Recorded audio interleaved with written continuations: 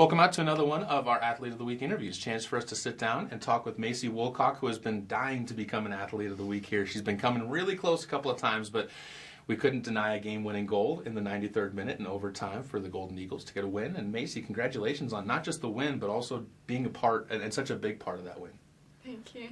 Talk a little bit, let's go back to that game. Postseason play, you go 0-0 with Western Wyoming. The regular season, you're 0-0 going to overtime with them again. Mm-hmm. Offense for both teams have been kind of limited. Walk us through just those 3 minutes of overtime and what was going through your mind.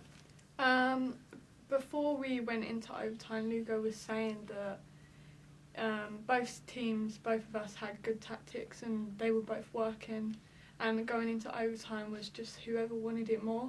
And I think that when we came into overtime, we proved that we wanted it more and we attacked hard. When you talk about the attacking side of things, it came after a yellow card, the only yellow card in the match. Caroline Kuhn takes out one of their players, not badly, but ends up getting invested in one of their players, we'll say. You end up, after that play and that stoppage, get the ball. Walk us through getting there, because it wasn't like it was an easy goal just in front of the net from 6 yards out. You had to take it from an angle and ended up going upper corner on the outside. Yeah, I didn't think it was going to go in because I was so far out and I just heard people like shout and shoot and I just went for it and I saw it hit the bar first and I thought it didn't go in, but then I saw it hit the side net and that was it, yeah. And talk about the emotions afterwards too, because the team, it was a long sprint for the team because it was away from your guys' bench, but that was one of the more fun moments of the season, I'm sure. Yeah, when I look back at it, it just like makes me so happy seeing how everyone reacted and like the way we all ran and hugged each other. And I was trying so hard to get to the bench, but everyone already like came to us, so we just, yeah, it was a great feeling just celebrating like that. Now you have 9 goals and 9 assists on the season. 27 points leads the team. What's it meant to be a part of the team on both aspects of that this year, and not just passing the ball to help other people score, but being that key goal scorer as well?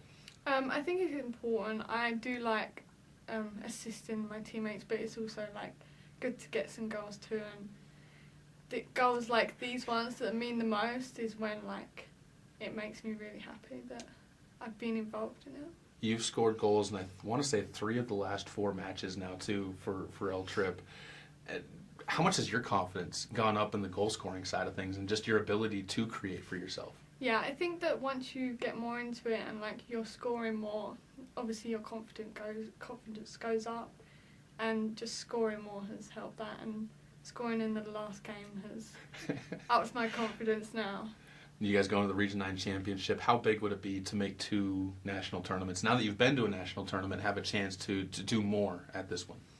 I think it's going to be huge. I think that us as sophomores, we're really hoping that we can do that again. But for the freshmen too, to be able to do that in their first year would be great. And obviously it's Lugo's first year here, so for him to make it this far is great for him too. We haven't talked much about the streak, but 12 straight matches now without a loss. 3 draws that have been mixed in there, but how you kind of avenged almost all those losses. Otero another chance to avenge the only other tie that you had. Yeah. But have you guys talked about this streak at all? Has this been brought up, or have you guys kind of just been, as volleyball says it, just day by day, match by match? It is day by day, match by match, but we've also said that this hasn't happened in a long time for LCCC, so like in our soccer team, so it's great to be able to do that as well as like doing new things for the team.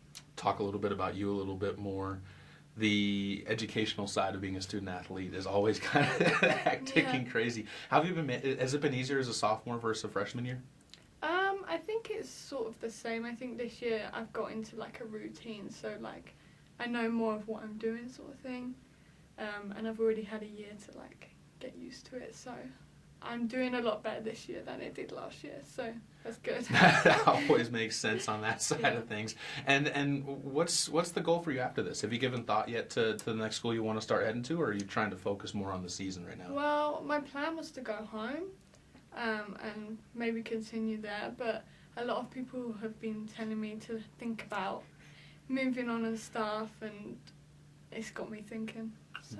Well, definitely a lot of time to make that decision right now, and I know there's definitely going to be interest out there either way, because I'm sure some clubs back home have been seeing what you've been doing out here, and also obviously the local schools in America have been keeping an eye on it too. But we'll look forward to it. We'll look forward to this Saturday. Hopefully people can make it out. 1 o'clock kickoff against Otero for the Region 9 championship, and Macey Woolcock and the rest of the Golden Eagles will be out there. Congratulations on being Athlete of the Week. Thank you.